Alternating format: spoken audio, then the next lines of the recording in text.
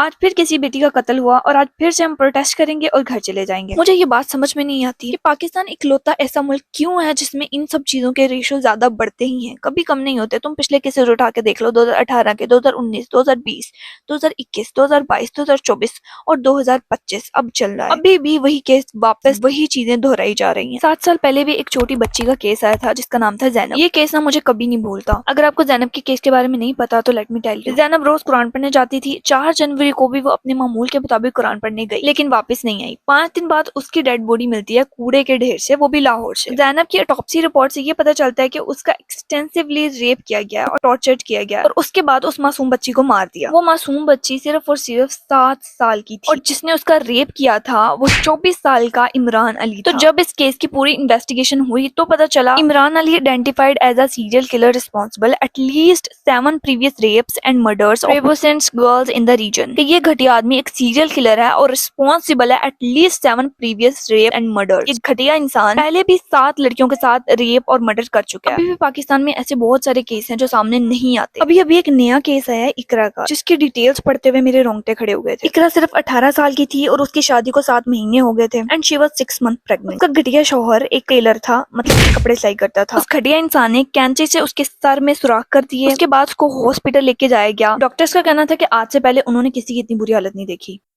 ਉਹਦੇ ਦਿਮਾਗ ਦੇ ਵਿੱਚ ਕੈਂਚੀਆਂ ਉਹਦੇ ਦਿਮਾਗ ਦੇ ਵਿੱਚ ਕੈਂਚੀਆਂ ਮਾਰ ਮਾਰ ਕੇ ਮਗਜ਼ ਕੱਢ ਦਿੱਤਾ। ਅੱਖਾਂ ਇੰਨੀਆਂ ਸੋਹਣੀਆਂ ਮੇਰੀ ਧੀ ਦੀਆਂ ਸੀ, ਅੱਖਾਂ ਦੇ ਵਿੱਚ ਮਾਰ ਮਾਰ ਕੇ ਅੱਖਾਂ ਵੀ ਉਹਦੀਆਂ ਜਿਹੜੀਆਂ ਮਾਰ ਮਾਰ ਕੇ ਅੱਖ ਦਾ ਨੂਰ ਦੋਨਾਂ ਦਾ ਚੋ ਗਿਆ ਸੀ।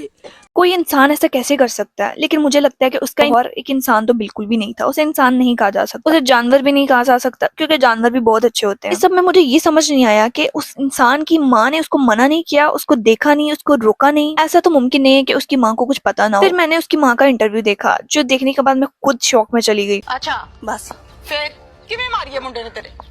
ਇਹ ਨਹੀਂ ਪਤਾ ਕੀ बच्ची ਬਾਤ कत्ल किवें कीती है? ਅਸੀਂ ਕਿਹੜਾ ਹੈਗੇ ਸੀ ਘਰ, ਸਾਨੂੰ ਕੀ ਪਤਾ ਕਿਵੇਂ क्या ਮਾਰੀ। बताया है? क्या देख कैसा? ਉਹਨਾਂ ਕੋ ਨਹੀਂ ਜਰਿਆ मैंने ਗਿਆ तो ਉਹਨਾਂ कुछ भी ने। नहीं कहा कि आपका बेटा ऐसा है वैसा है, मैं तो पूछ रही हूँ कैसा? बेटा मेरा सही ਸੀ, बिल्कुल ठीक है। बिल्कुल ठीक मेरा बच्चा। एक छत के नीचे रहते हुए भी अगर माँ को अपने बेटे के जुल्म का पता न चले तो फिर या तो वो जानबूझ के अंधी बनी हुई है या फिर उसकी इंसानियत मर चुकी है। अगर एक माँ अपने बेटे को जुर्म को छुपाए तो वो सिर्फ उसके शरीक के जुर्म नहीं बल्कि उस जुर्म का हिस्सा बन जाती है। एक माँ अपने बेटे को जुर्म से रोकने के बजाय उसका साथ दे तो समझ लो कि उसने माँ का मुकाम खो दिया है। पाकिस्तान में घर के अंदर होने वाले डोमेस्टिक अब्यूज को, वायलेंस को घर का मसला समझ कर छुपाया जाता है। शौहर को लगता है कि बीवी उसकी प्रॉपर्टी है और जब वो अपनी मर्जी से जीना चाहे तो ये उनकी ईगो पर लगता है। डोमेस्टिक अब्यूज के लॉज लेकिन उनका अमल बहुत कम है। पुलिस इस चीज को इग्नोर कर देती है जब तक विक्टिम मर ना जाए। ह्यूमन राइट्स कमीशन के मुताबिक 2024 में 400 से ज्यादा औरतें ऑनर किलिंग या डोमेस्टिक वायलेंस के शिकार हुई हैं। फरजाना बीबी का केस तो आपको पता ही होगा, 2014, और अक्सा बीबी 2016 जैसे केस हमेशा हमें याद दिलाते हैं कि ये सिर्फ इकरा का मसला नहीं है, ये एक पूरी सोसाइटी का मसला है। इकरा तो मर गई, लेकिन सवाल ये है कि अगला नंबर किसका है? कितनी और इकराओं को मार के हम खामोश रहेंगे? केसेस तो बहुत है जिनको हम डिस्कस कर सकते हैं, लेकिन डिस्कस करने से कोई फर्क नहीं पड़ता। फर्क इस चीज से पड़ता है कि हम अपनी सोसाइटी को कैसे बेहतर बना सकते हैं, कैसे इन केसेस को रोक सकते हैं, हम कौन से चेंजेस कर सकते हैं। देखो, हर चीज की एक जड़ होती है, एक बुनियादी वजह होती है। हमारी जिम्मेदारी है कि हम उन रूट्स तक पहुंचे ताकि हम उस चीज को सुधार सकें। देखो, मेरे पॉइंट ऑफ व्यू से पाकिस्तान में लड़की की तरबियत अलग तरीके से की जाती है और लड़के की तरबियत अलग तरीके से की जाती है। जहाँ लड़कियों को अदब, एहतराम, सफाई, झाड़ू पोछा, खाना बनाना, कपड़ों की सिलाई, किस तरह रहना है, क्या करना है, पर्दा तक सिखाया जाता है, वहीं पर लड़कों को बेसिक मैनर्स तक नहीं सिखाया जाता। बात करने का तरीका, औरत की इज्जत का मतलब, गुस्सा संभालना, जुबान का इस्तेमाल और इंसानियत का असल पैगाम कोई नहीं। लड़कों को लगता है कि सिर्फ पैसा कमा लेना ही जिम्मेदारी है, लेकिन असल जिम्मेदारी कैरेक्टर बनाना, इंसाफ करना और हर शख्स को हक अदा करना। जब तक हम लड़कों को भी तमीज, सब्र और इज्जत देना नहीं सिखाएंगे तब तक सोसाइटी का बैलेंस कभी ठीक नहीं होगा। फिर जब घर से अच्छी तरबियत ही नहीं मिलती है, ऐसा कुछ सिखाया ही नहीं जाता है,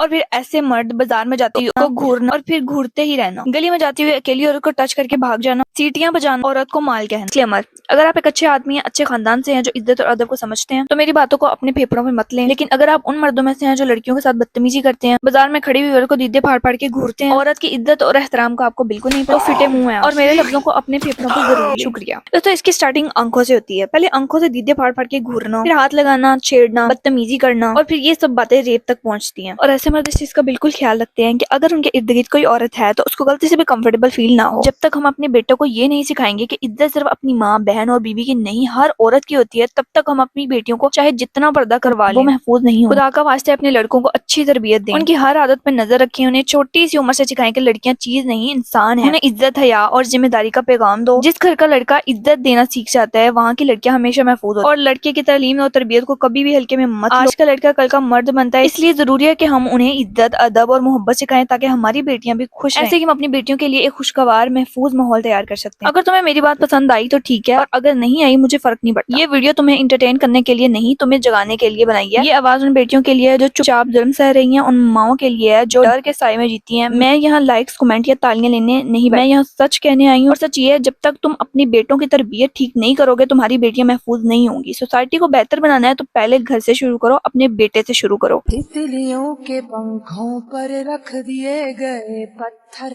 ऐ खुदा तू गुम है कहाँ। रेशमी लिबासों को चीरते हैं कुछ खंजर, ऐ खुदा तू गुम है कहाँ। क्या रीत चल पड़ी है, क्या आग जल पड़ी है, क्यों चीखता है